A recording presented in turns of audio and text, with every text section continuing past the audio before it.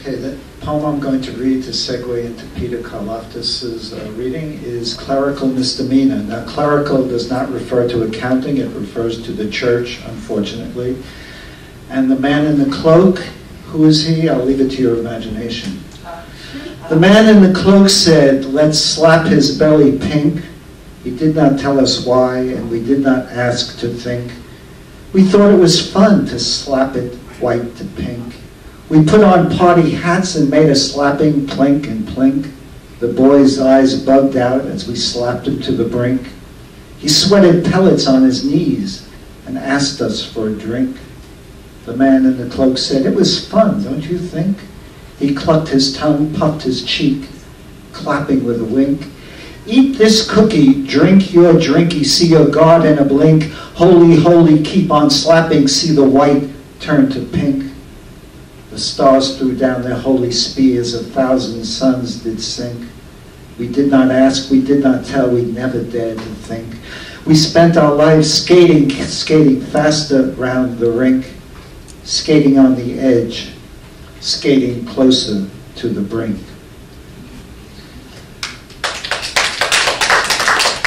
I'm going to introduce the next reader is Ptr Carlaftes. And someone once asked me, who is Ptr Carlaftes? I said, he's a force of nature. He's from Greece, Zorba the Greek. What can I tell you? He's his own definition of a fantastic poet, son of Pony, Maintenon, Dada, theater, actor, Ptr Carlaftes. Please welcome him.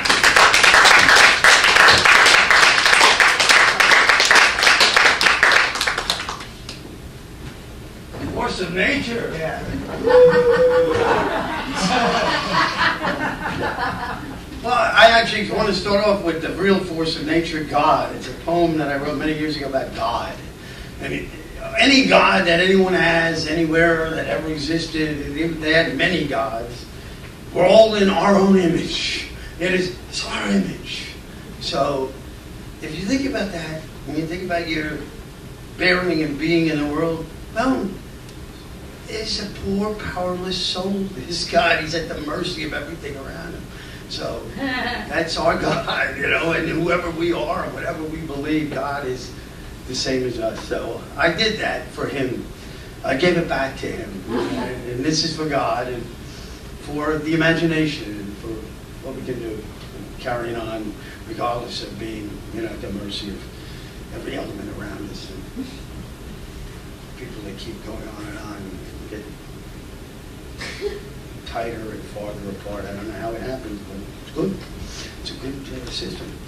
The eighth day, by virtue once sixfold, entitled mid-Sabbath, beseeching his agent, ordain open planet, where given deemed thy realm anew, found teeming plenty proud until that misanthropic legion known as patronage arrived.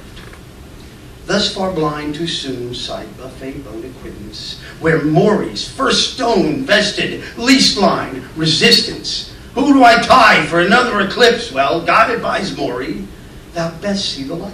Yet Maury's squenched, not if it's burning my eyes. So God vouched me willing, the sun also drops. But Maury broke beeline off his speed to bar.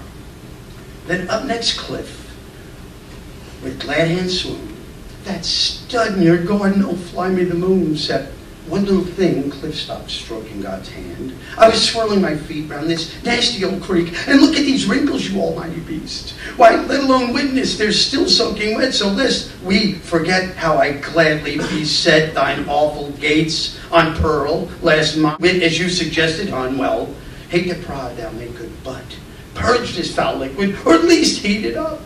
Only God welched to fraying my Red Sea's a blast, to which bout turned cliff seething snake in the grass. Here Sadie slided Sam in tow, approaching misty eyed although, since Sammy hustled galaxies from stunning supernova he stood aloof while Sadie cooed, Earth consecrates thy magnitude. Then Sammy surged like sin, damn good show. What's all this fruit now? The ripping was tremendous, though. What's all this fruit now? Don't get me wrong. Apples are great and I love bananas. But who would eat this kiwi crap? And you forbid, why, pomegranates. God, if I were you, whereby said he, yanked his coat sleeve pointing, let's find Hal and Doris so. Off duly in her wake through crowd, with Sammy stirring bogad schmod. What barnward streaks swept hind repose, or other cheek pale yawn because, cutting swarth monks doubtage found, none but the Big Bang nigh unto thee now, and no one took this guy in vain, seeing how, as deftly the Big Bang pre-fattened calf such, proceeding, thou clever God, given thy rush get, why assuage thine own sins with, come judgment day, exception if the concept but to appease your lust for their idolatry sore. Thus the Big Bang spoke. When light years removed, the nearest black hole, hiding face between hands, Guy desperately moaned, what am I going to do so? Here's what he did back at his studio. Spitting out this, dove headlong into work, eliminating pomegranates from all in future endeavors. But after years of toil had unveiled to more off-cast, he saw that pleasing others was a misbegotten task. God decided to inhabit his own masterpiece. He gave up his immortality and took the place of a fetus carried by Irene Botswain in Clear Lake, Iowa. On January 7, 1935, God was born Jerry Botswain. God, Jerry, made it up through the minor leagues, and in 1958 played second base for the Cleveland Indians. On February 3rd, 1959, while God, Jerry, visited his parents, the plane carrying Buddy Holly, Richie Valens, and the Big Bopper slammed into the family's home, killing everyone instantly. But God's work will always live on. And that's why the desire to create exists.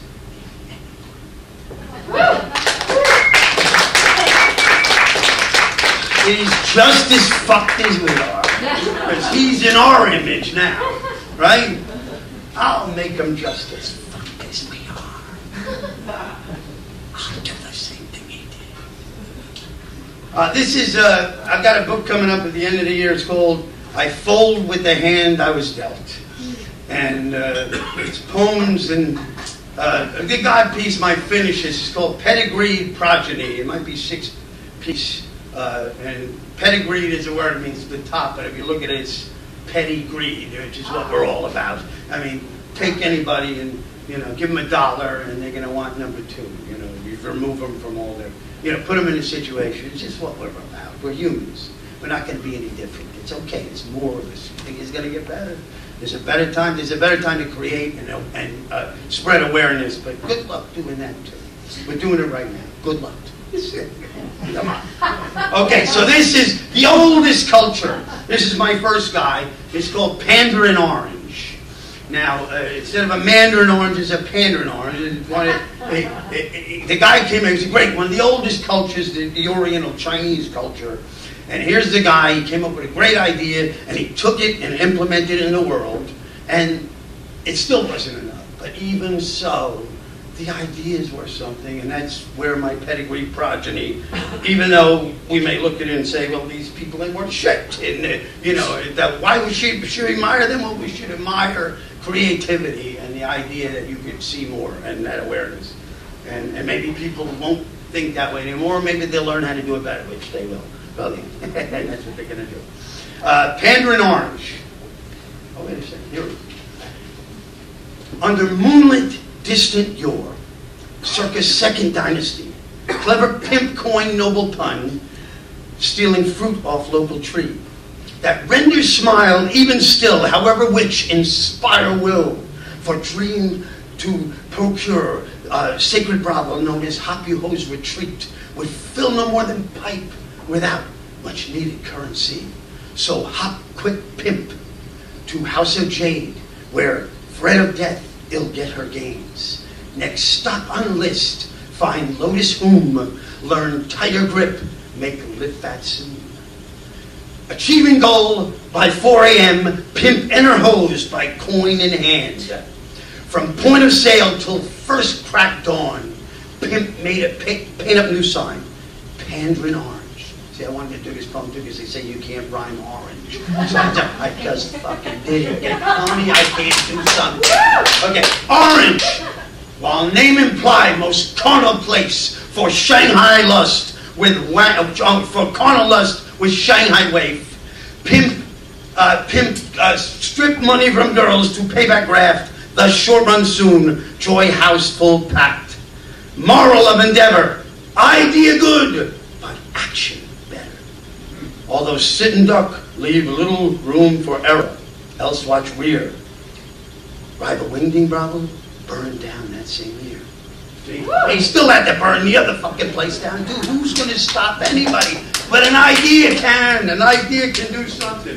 Okay, I'm finishing up with this. This is something I wrote. Look at this. It's called the Cavalier Golf and Yacht Club. 1982. I worked in this place. It's in Virginia Beach about 3 weeks ago. 3 blocks away, one of those planes that you see go over the stadium crashed into apartments 2 blocks away from here. And I worked there for a short time in the men's card club. And all the guys that were in the men's golf club would come playing golf, and they'd sit down and they'd play gin for $5,000 a hand. And they ran all the military contracts for food, because right there in that Virginia Beach area is all the Navy, and so all the food all over the world. These guys just ran a contract. They sit back and spend fucking money. And I was a young guy then, right? 82. I was 23 years old. And this is something I just found today. And I don't know if I ever read it. I don't think I ever did. I don't even know if I ever saw it. But it's written on this paper, and it's probably a little puerile, compared to finding my voice. But I'm going to read it, and this is my opinion of the America I started out in, facing the world as a young adult. I don't even know what it says. This is it. It's called Keep It Alive.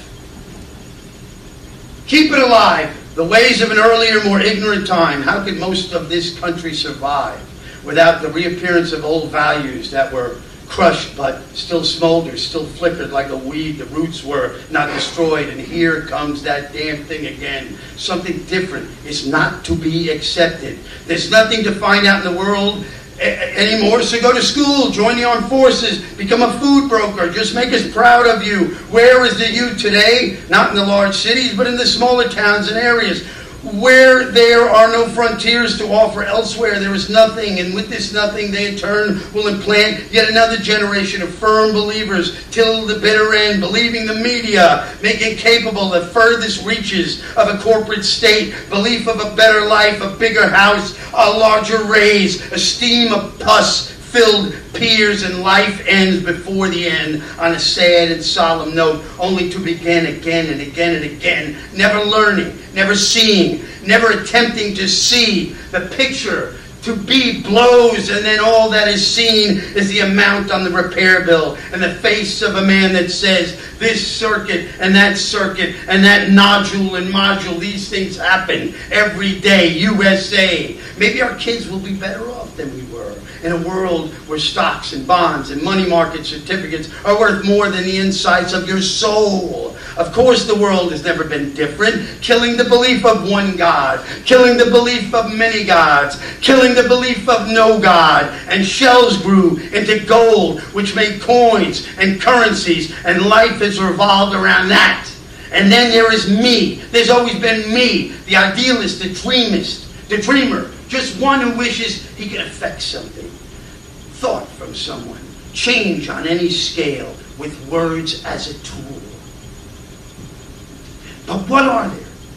What are the implements to build thought and the minds that go on and off with football seasons, mini-series, and country music soap operas? I guess just trying to grasp a dramatized moment in a life that has no moments. Just moments, minutes ticking off a digital clock.